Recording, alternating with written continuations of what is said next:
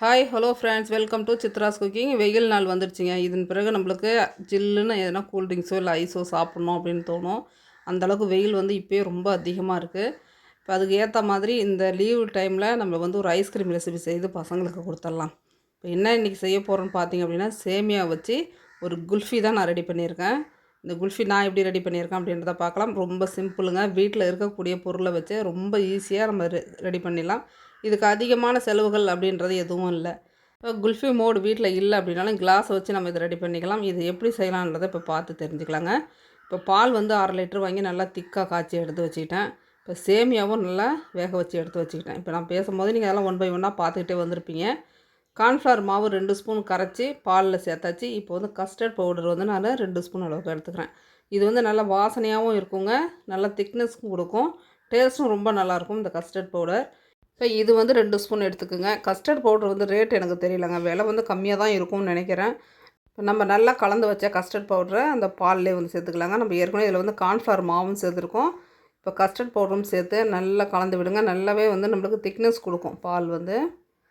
இப்போ இதுக்கு தகுந்த அளவுக்கு சர்க்கரை வந்து சேர்த்துக்குங்க. சர்க்கரை வந்து நம்ம இப்போ 2 கிளாஸ் அளவுக்கு பால் இருக்கோம் அப்படின்னா நம்ம 3 கிளாஸ் அளவுக்கு சர்க்கரை சேர்த்துக்குங்க. ஏன்னா ஐஸாக ஃபார்ம் ஆகி வரும்போது நம்மளுக்கு இனிப்பு வந்து கம்மியாக தெரியும். அதனால் நான் வந்து ஒரு 2.5 கிளாஸ் அளவுக்கு சர்க்கரை வந்து சேர்த்துக்கிட்டேங்க. இப்போ 1/2 லிட்டர் பால் எடுத்துருக்கேன். 2 ஸ்பூன் கார்ன்ஃப்ளவர் மாவு, 2 ஸ்பூன் அளவுக்கு கஸ்டர்ட் பவுடர் எடுத்துருக்கேன்.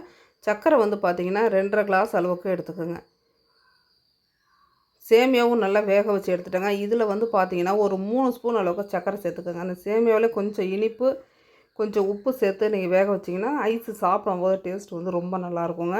நம்ம திக்காக காய்ச்சி வச்சுருக்கக்கூடிய பால் வந்து நல்லா ஆறிடுச்சு. ஆறினதுக்கு பிறகு மிக்சியில் சேர்த்து நல்லா அடித்து எடுத்துகிட்டு வந்துடுங்க. நல்லா நுர வரணுங்க. அந்தளவுக்கு நம்ம மிக்சியில் போட்டு அரைச்சி எடுத்துக்க போகிறோம். பாருங்கள், இந்த அளவுக்கு அரைச்சி எடுத்துட்டேன். நான் 2 பேட்சாக போட்டு அரைச்சி எடுத்துட்டேன். இப்போ மிக்சியில் வந்து நம்ம எந்த அளவுக்கு அடித்து எடுத்துகிட்டு வரோமோ அந்தளவுக்கு வந்து ஐஸ்கிரீம் நம்மளுக்கு நல்லா சாஃப்டாக கிடைக்கும் குல்ஃபி. அதனால் மிக்சியில் வந்து நல்லா அடித்து எடுத்துக்கோங்க. கொஞ்சம் நிறுத்திட்டு கூட திரும்ப நம்ம போட்டு அடித்து எடுத்துகிட்டு வந்தாலும் நல்ல நுர கிளம்பி இருக்கணும் அதில். இதெல்லாம் ரெடி பண்ணிவிட்டு குல்ஃபி மோடில் நம்ம ஊற்றும் போது பாருங்கள் எந்த அளவில் அந்த பால் நுர தட்டி இருக்குது அப்படின்றத. இப்போ இதையும் போய்ட்டு நல்லா அடித்து எடுத்துகிட்டு வந்துடலாம். பாருங்கள், நல்லா நுர கிளம்ப மிக்சியில் நல்லா அரைச்சி எடுத்துகிட்டு வந்தாச்சு. இப்போ எல்லாமே ஒரு பாத்திரத்தில் நம்ம வந்து ஊற்றி வச்சிடலாங்க. இப்போ வேக வச்ச சேமியா வந்து குல்ஃபி மோடில் கொஞ்சம் கொஞ்சம் நான் வந்து போட்டுக்கிறேன். இந்த சேமியா சேர்க்கறதுனால எதனா தனி டேஸ்ட் இருக்குமான்னு கேட்டால் அந்த மாதிரி எந்த டேஸ்ட்டுமே இருக்காதுங்க. சாப்பிட்றதுக்கு சேமியா வந்து நடுவில் கடிப்படும். அந்த இனிப்போட அந்த சேமியா சாப்பிடும்போது கொஞ்சம் நல்லாயிருக்கும். அது மட்டுமே தவிர இது மற்றபடி ரொம்ப வந்து ஃப்ளேவர்லாம் கொடுக்கும், ரொம்ப டேஸ்ட்டாக இருக்கும் அப்படின்றதுலாம் இல்லை. சேமியா பால் ஐஸ் அப்படின்ற மாதிரி நம்ம எடுத்துக்கலாங்க.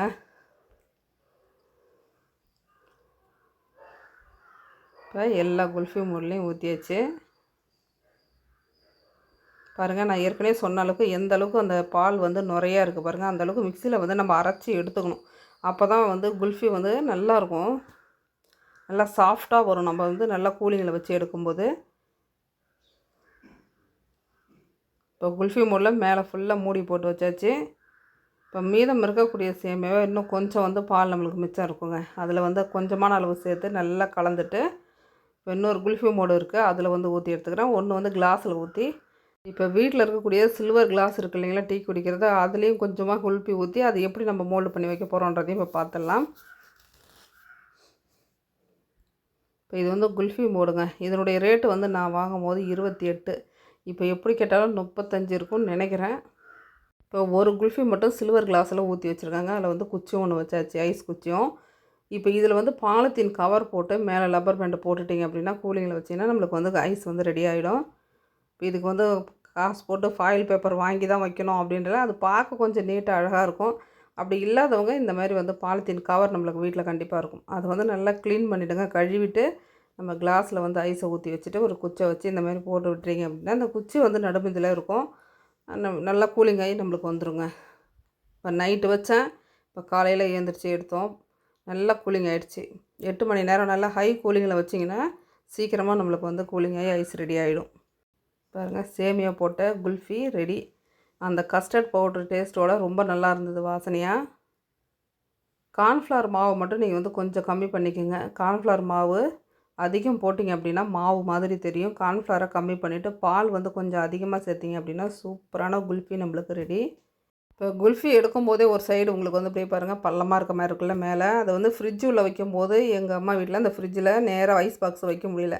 கொஞ்சம் சாய்ச்சி வச்சு அது வந்து கூலிங்கில் வச்சுருந்ததுனால அந்த மாதிரி இருக்குதுங்க. நீங்கள் நம்ம வீட்டில் ஃப்ரிட்ஜ் வந்து ஃப்ரீசர் எந்த அளவில் இருக்கோ அதுக்கு தகுந்த மாதிரி தான் நம்ம ஐஸ் பாக்ஸ் வந்து வாங்கிக்கணும். இந்த குல்ஃபி மோடாக இருந்தாலும் சரி, இல்லை ஐஸ் மோடாக இருந்தாலும் சரி.